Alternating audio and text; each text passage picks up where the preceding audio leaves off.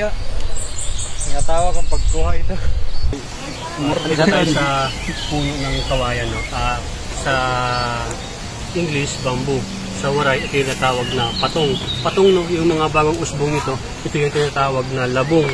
Labong or bamboo shoots. Ito yung ginugulay ng mga karaniwan ng tao dito sa lugar namin. Ang problema lang kasi, mahirap to gawin kasi matibay ito.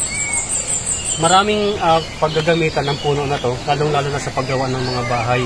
At the same time, yung bagong usbong niya na mga bamboo shoot, yun ay nagugulay ng mga tao. Rare na pagkain ito ng mga tao kasi once a year lang ito kung tumubo. No? Maraming iba't ibang klase ng luto, pwede gisa. At mas masarap dito yung ginataan na may kasamang hipon. Ngayon, papakita ko sa inyo kung paano kunin. Mamayang gabi, yun ang ulamin natin.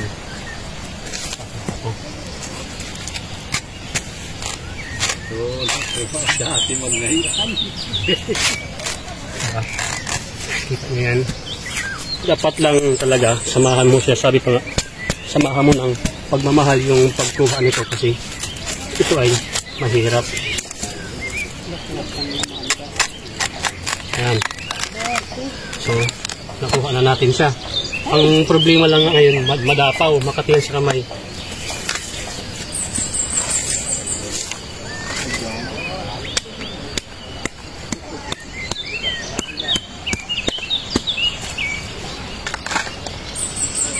Kasi naglusok puso o nagpuso.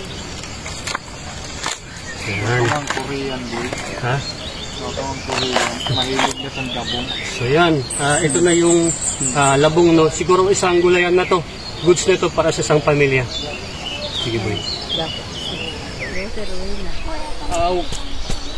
Ay, ina.